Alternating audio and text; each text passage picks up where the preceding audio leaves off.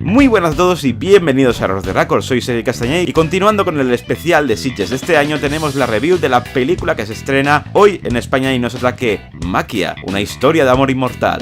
Dirigida por Mari Okada, que ha escrito y ha participado en cantidad ingente de anime y que se ha animado esta vez a dar el paso en la dirección de su primer largometraje. Maquia pertenece a un grupo que deja de envejecer en la adolescencia. Aunque vive tranquila, se siente muy sola. Esa tranquilidad se rompe cuando un ejército les invade para buscar el secreto de su inmortalidad. Maquia escapa, pero pierde a sus amigos y su hogar. En el bosque conocerá a Ariel, un pequeño niño que ha perdido a sus padres. La historia desarrolla la relación entre Maquia, que no envejece, y Ariel, que sí.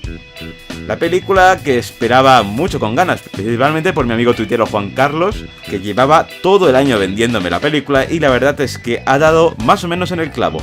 Me explico.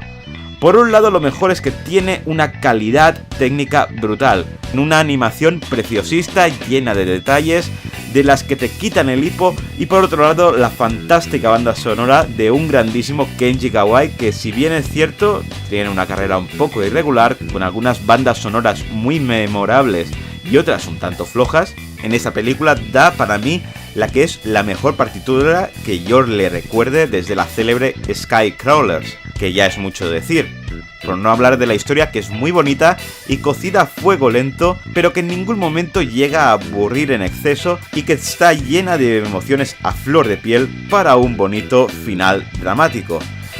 Por otro lado, lo peor es sin duda un final que a mí me ha parecido que rozaba el forzamiento emocional a través de varios elementos un poco así baratillos, y pese a que me estaba conquistando, me ha echado para atrás ese final. Otro de los fallos de los que peca la película ha sido una habitual en el festival, ha sido el exceso de metraje, ya que es una película que podía haberse solucionado con 20 minutos menos.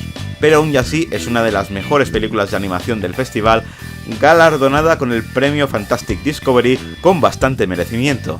Así que vamos con las valoraciones. En IMDb ha conseguido un 7,2, en Metacritic ha conseguido un 72 sobre 100 y en Errors de Record vamos a darle un 7 porque es una gran película, visualmente es una pasada, con una banda sonora de un Kenji Kawai en estado de gracia, pero que por desgracia tiene ese final que a mí personalmente me sobraba, esa violación emocional, pero por el resto véanla en pantalla grande con unos buenos altavoces porque merece bien la pena.